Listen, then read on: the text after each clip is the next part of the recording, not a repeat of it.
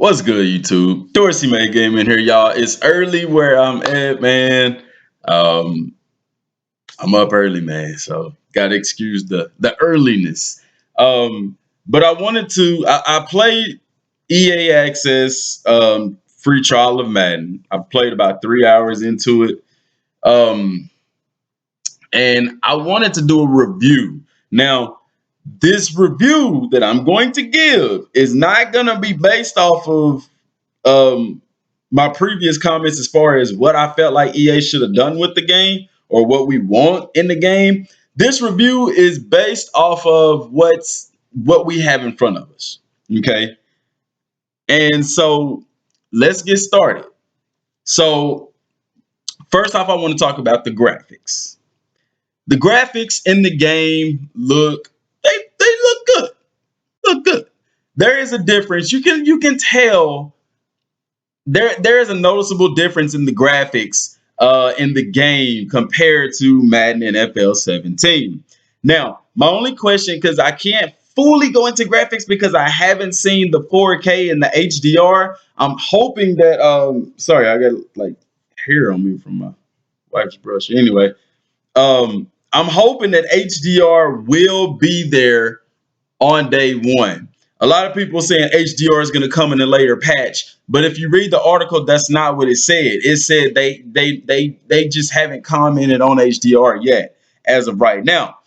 But I digress. 4K is going to be available, so it's going to be very interesting to see. I'm happy that at least 4K will be there. But I'm telling y'all that HDR, that's where it's at. That's where it's at. That is going to make this game look boom awesome.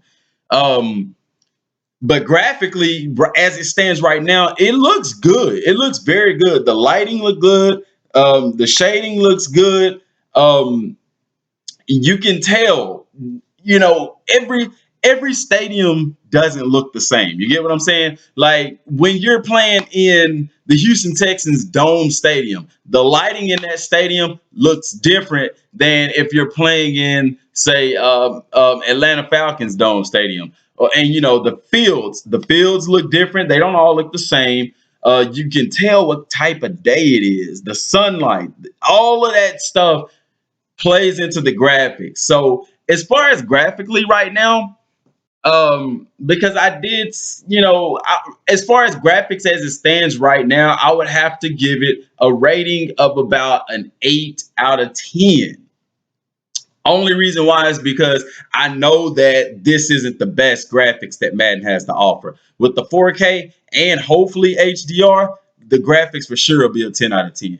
And that's awesome. Okay. So next I want to talk about gameplay. Gameplay in the game is sick, man. It's sick. I love it. I'm not gonna lie to you. I knew that I would love it. Like I said, this is a review about the game we have in front of us, not about stuff. Because I know I said before that they need to do this and this and this and this, but no, we're talking about the product we have in front of us compared to the product that they put out last year. The gameplay is miles ahead. Now, one thing that we noticed, remember I was live streaming playing with Michael Vick, and Vic used to be nasty. I even put his speed all the way up to 99 just to test this theory out. And remember, I did that in the live stream, so y'all saw that.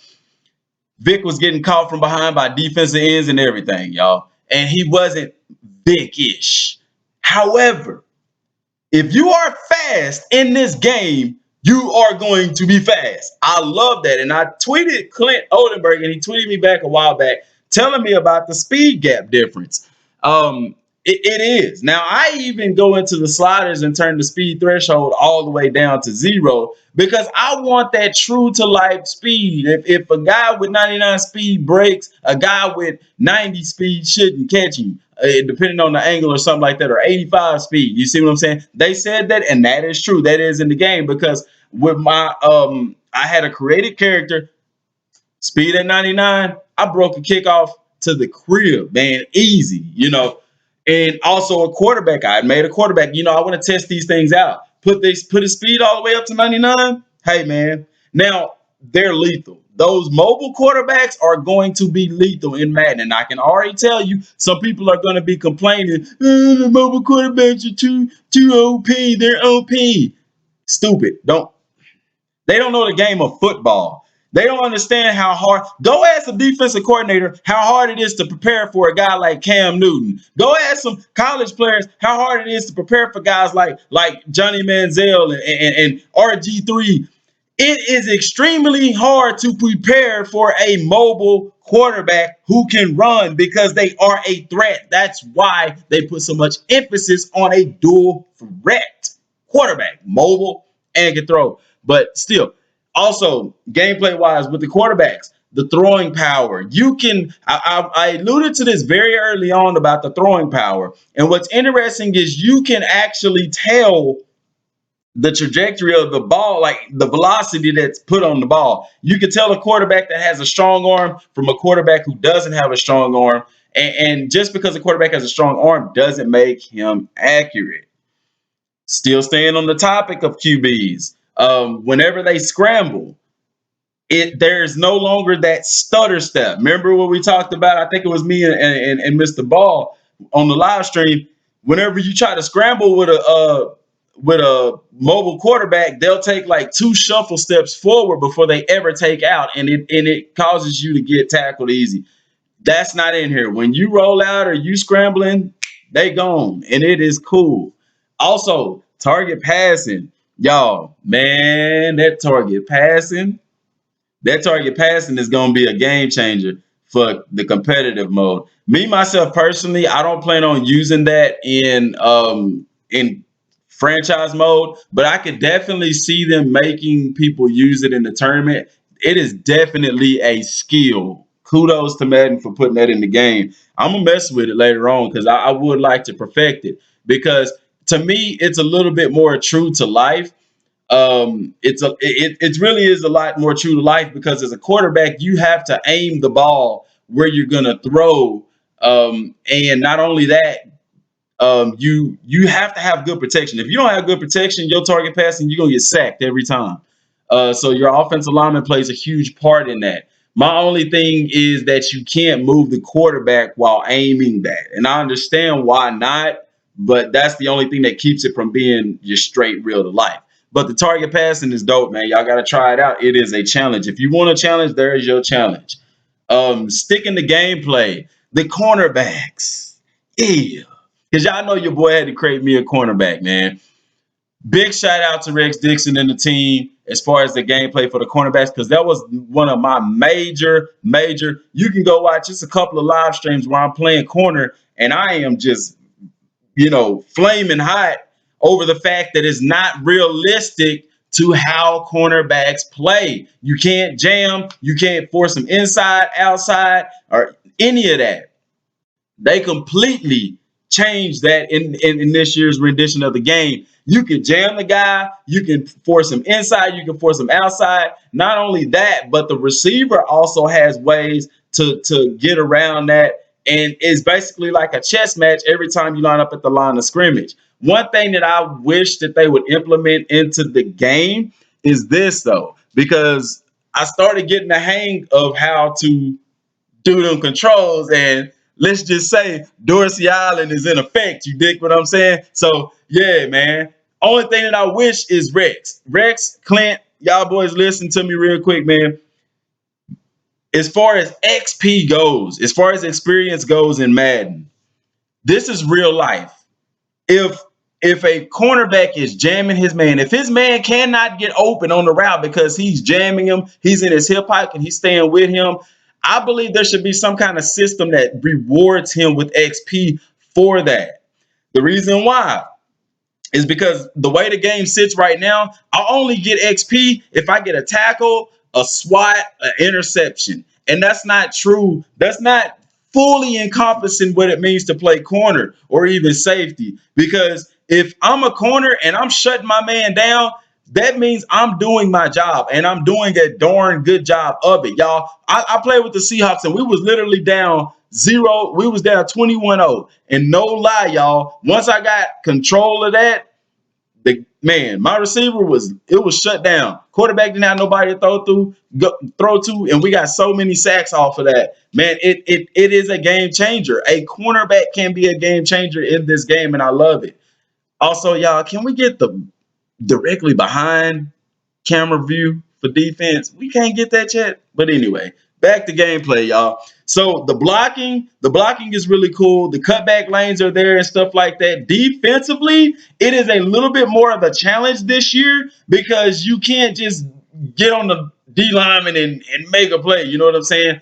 I love it. I love it. And the reason why, too, is like I said with the secondary, how they play. Now, backtracking a little bit, a second thing that I wish that they would implement into the game for the cornerbacks is no, I covered that. Never mind. Going forward, long shot. Long shot is what I said it was. It seems to be a telltale game with a splash of gameplay. However, the first three episodes, the first three parts, the part that we were allowed to play, we weren't allowed to play the whole thing. The part that I played, I'm gonna tell you this: I want to play more. I want to play more.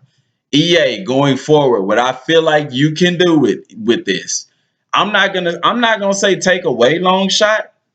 Um, but rather allow us to create a player to go through long shot and let that follow over into a career mode. I think that would be legit. And also give us a little bit more control on the field. Now I haven't played the rest of long shot yet to know there may be a lot of on-field interaction, but there's quick time events, decision making, and things of that nature. And I really, really like it. I mean, and the story does draw you in. Now, my question is there replayability in that that's yet to be determined? The audio in the game is really good. Now there were some times as far as audio where the crowd would be like at the end of the game when the commentators are talking about the game and the crowd is cheering. The crowd actually drowns out the commentary. Um, but other than that, the audio is awesome. The proportion of the players to the field to the stands to everything looks really, really, really good. So now I'm gonna touch the last presentation. Now, the commentary is actually pretty good. The commentary, it sounds the same as last year. They do say some of the same things, but I did pick up on them, talking about some of the games that scroll through the bottom ticker and things of that nature. Hadn't got deep into the franchise, so I don't know the commentary that they would say in the playoffs and things like that. But I digress. It's still refreshing because you're so caught up in the game itself that sometimes you don't even really notice the commentary, but it's there and it is pretty decent. Halftime show, we already know they didn't do anything different with that, so that stays the same for me. Um, but the biggest draw to presentation to me is the introduction of the players, the intro. And made a tweet yesterday talking about this, y'all. And I feel that the presentation, the opening presentation, I feel it was rushed and I feel it was a little bit lazy. And I'm going to explain that because they go hand in hand. When you see it, when I first saw it, with the game changers, I was like, okay, they must be skipping parts, because when you watch the gameplay trailer of the intro, when they showed the intros, it seemed like there was a lot more there, but it wasn't. Um, the intro makes you feel like this when the players are coming out. It pulls you in and then it pushes you back out. It's like that. It doesn't completely draw you in. You don't completely feel immersed. Now I know that the commentators say that this is, basically they tell you this is the shot of the players coming out earlier. However, I still would have liked had they took their time with that and stuck on the teams a little bit more coming out. And while the teams are coming out, kind of give a pregame synopsis or whatever the case may be, because it jumps from one team to the next too fast. Slow it down, let it stick on one team a little bit longer, especially with some of the big time players that come out and get the entrances, because here's the thing. You turn on the game and you see Tom Brady coming out and they chanting Brady, Brady, Brady. You don't get you don't even almost get that feeling from the actual in game, and that's what a lot of people was wanting, and that's what a lot of people missed out on.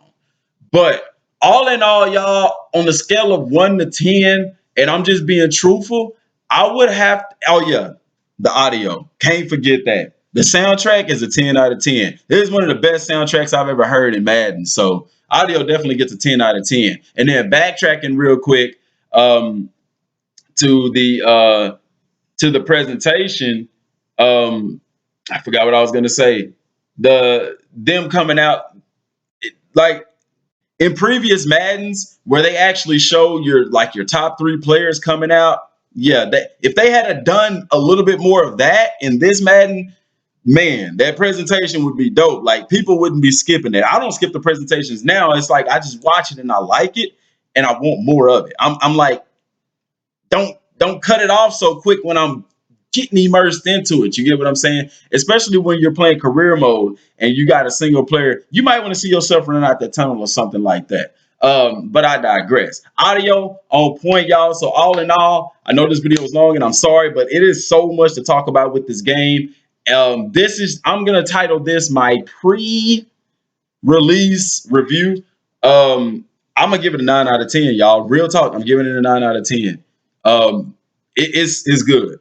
The game is good. Now, before seeing people play it, I did say that it looks just like 17, and I could not get a grasp of it being a new game because there's so many 17-esque elements. But with the gameplay, go. Big shout out to you, my brother, because you said it that gameplay should be higher ranked than presentation. And you asked me that, I had to think about it, and I had to agree with you that gameplay is over presentation. What has happened with Madden 18 is that because they fixed the gameplay, it feels like a completely different game. And the graphics too. So yeah, there are a lot of 17. There's so much 17 in it, especially in connected franchise mode. Not so much in MUT. MUT's got a rehaul. But when you're playing the game, you're not thinking 17 because you're so immersed in the gameplay because it's so much more. It's kind of like going from an automatic transmission to a manual. You're still in the same car or whatever, but now you got to do a little bit more and you become a little bit more one with the vehicle, if you know what I'm saying. People that drive a manual know exactly what I'm saying. With the gameplay changes, it's a lot more hands-on, it's a lot more immersive.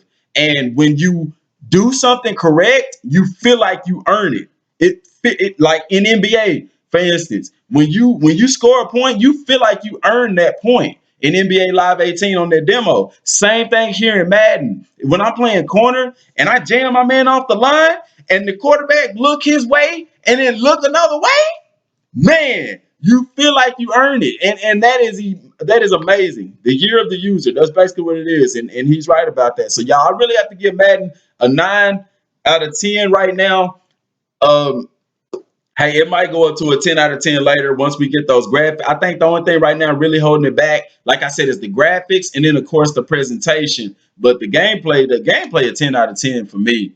Um, Definitely. Well, I would say a 9 out of 10. Only reason why is because with the cornerbacks, you can't um the XP doesn't match to how the cornerbacks play. Like I said, if you're locking down somebody, you should get experience points for shutting down your receiver on his route. You see what I'm saying? Because in real life, if I'm out there and I'm a corner and I'm shutting down the wide receiver, I'm gonna be on the field. Coach gonna say we need to get that guy on the field, but you're not getting XP for that. You get fantasy points, but still, I digress. But that's all I got for right now, y'all. I'm so sorry that this video is long. I appreciate y'all for tuning in.